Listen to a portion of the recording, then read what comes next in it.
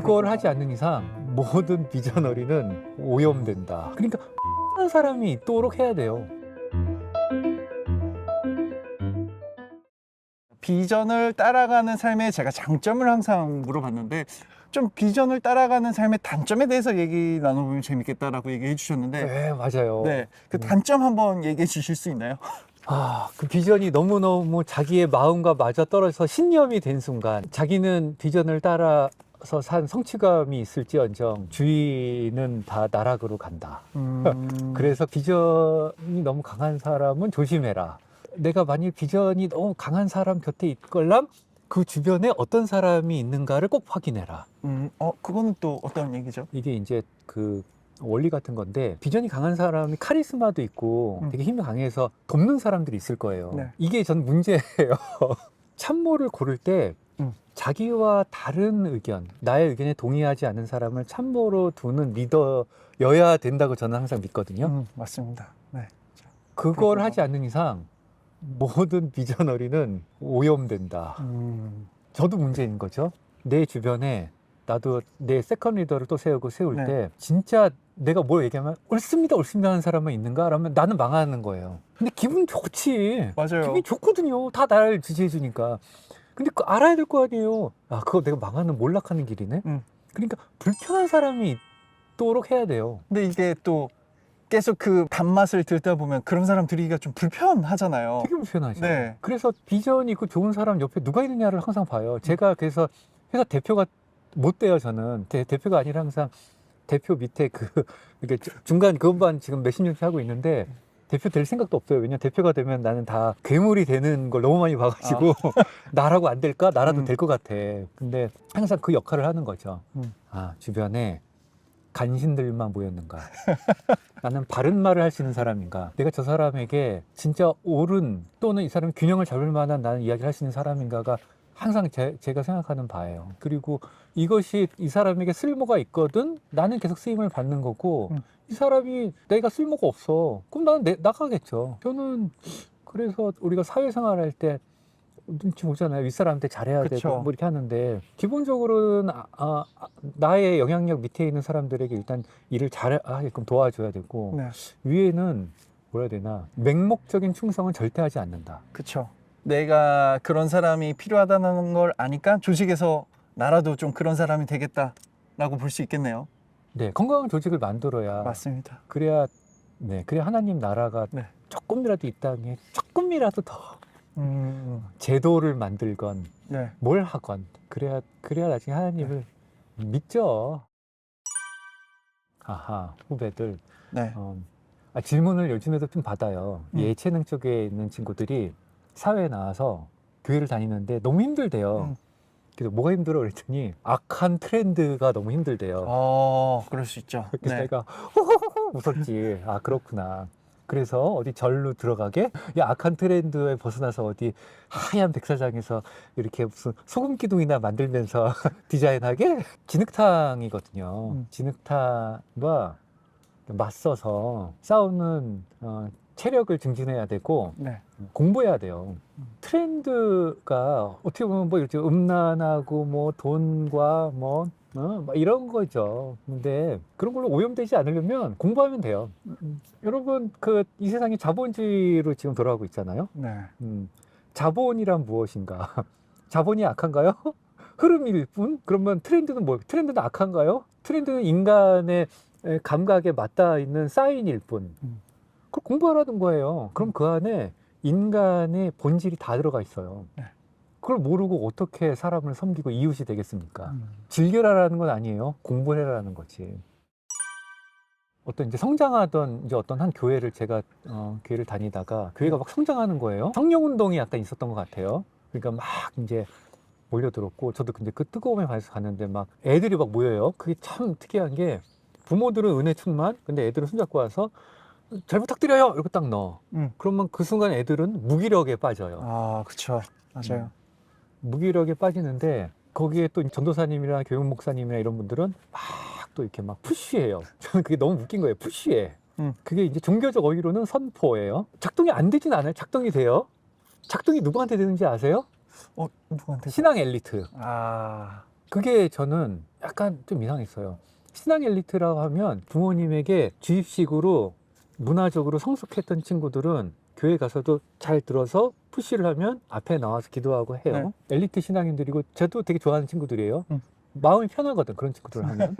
근데 제일 뒤에서 널브러지는 애들, 그쵸. 스마트폰 안 뺏기려고 계속 이런 친구들, 저는 친구들, 껌 씹으면서 계속 하자는 친구들. 밉죠. 얼마나 미워, 밉상. 저는 예배 때 항상 그 애들만 봐요. 친구들이 예배 시간만큼은 무엇을 해야 되는가를 늘 고민해요. 그게 이제 제가 회사에서나 회사에서 이렇게 보는 저희 관점이에요. 하나님의 나라는 어디 있는가?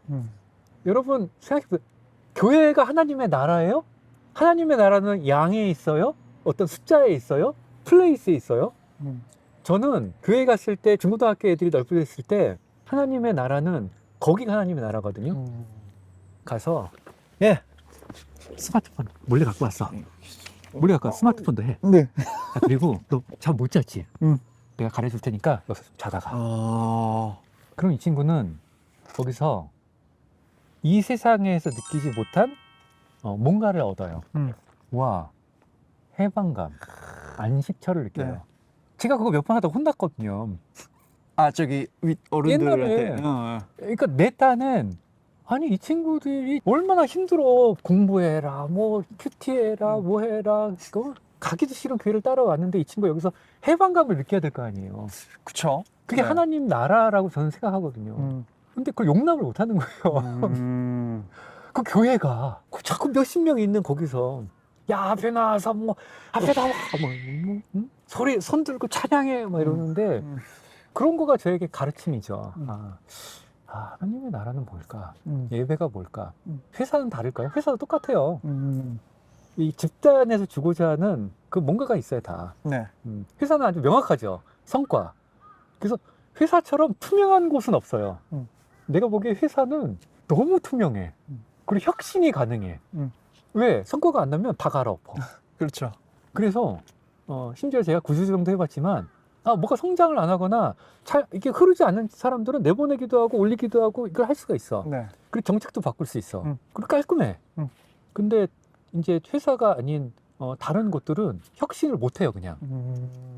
왜? 혁신을 할 이유가 없기 때문에. 그렇죠. 네. 네. 그리고 엘리트 그게 있어요. 종교 집단 가도 종교 엘리트가 있고 체육계 가도 체육 엘리트가 있고 어디 가도 엘리트가 있어. 저는 디자인 계통하면 전 디자인 엘리트거든요. 네. 명색이 홍대 미대를 나왔고 나름대로 했기 때문에 엘리트예요. 저는 우리 회사에 디자이너들이 있는데 전문대 나온 친구들, 대학교 안 나온 친구들 엄청 많아요. 제가 왜 그 친구들을 사랑하겠어요? 내가 엘리트이기 때문에 반대쪽에 내 친구가 있기 때문이에요. 그리고 그 친구들이 훨씬 잘하거든. 그게 제가 회사에 결정할 때 네. 결정하는 그 감각인데요. 네. 결정 감각이 하나님 믿어서 생긴 거예요. 하나님 나라의 원형이 뭔지를 생각하면 내가 알고 있는 게 반대편 쪽에 있어요. 대부분이. 왜? 찌들었기 때문에 나는. 그럼 어디서 찌들어요? 교회에서 찌들고 어디서 다 찌들거든. 왜? 하나님 나라는 항상 딴 데 있기 때문에 그게 제가 생각한 거예요. 되게 특이하죠. 아니요, 저는 이제 좀 그런 생각을 했어요. 내가 생각이 되게 고착화돼 있구나. 크리스천들은 다양한 크리스천들이 많은데 내가 생각하는 그 크리스천 모습이 있고 그거에서 다름을 좀 인정하지 않는 내가 마치 성경 예수님 시대 때 그 예수님을 받아들이지 못하는 그런 바리새인과도 같은 느낌이 제가 좀 들었거든요. 아이 왜 그러세요? 진짜로요. 그래서 나도 모르게 크리스천이라는 그 프레임 안에 갇혀서 그거를 벗어난 것들을 좀 경계하고 좀 싫어하는 그런 저의 모습을 보면서 좀 놀랐어요. 하나님 정말 다양한 사람들을 사랑하시지 우리가 프레임에 갇힐 필요가 없지 그걸 좀 알렸으면 좋겠다가 제가 이번 인터뷰를 준비하면서 좀 가장 신경을 썼던 부분입니다. 비전 메신저.